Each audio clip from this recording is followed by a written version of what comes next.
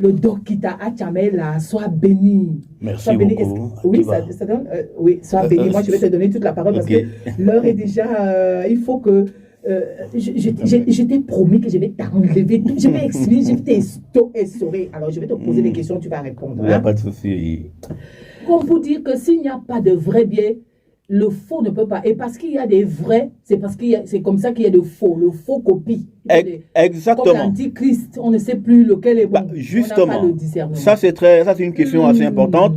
Il faut dire que il n'y a pas de faux s'il n'y a pas de vrai. C'est ça. Le faux n'existe que parce qu'il y a le vrai. C'est ça. Et lorsque le faux arrive, et c'est quoi même le faux? En fait, le faux, c'est le vrai qui est faux.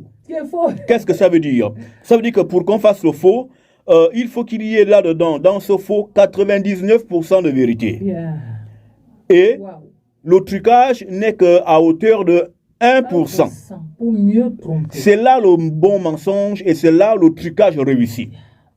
C'est pourquoi lorsque, par exemple, nous parlons de la Bible, qui est tout à l'heure comme femme de Tario, de Dieu, comme tu parlais, qu'on nous a arraché de notre ancestralité. Alors lorsque, justement, les colons sont arrivés, qu'ils ont volé les textes ancestraux de nos pères, ben, ils ne se sont pas trop éloignés de la vérité.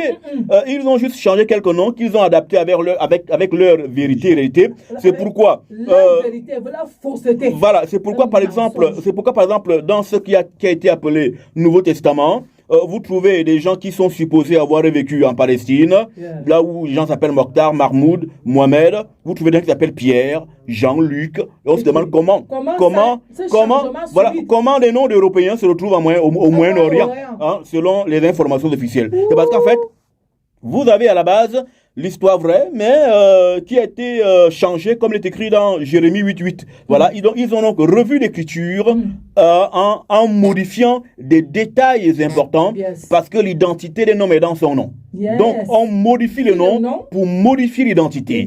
Et ce qui fait que, effectivement, ceci nous permet donc là d'établir un pont pour parler justement du nom, de l'envoûtement par le nom.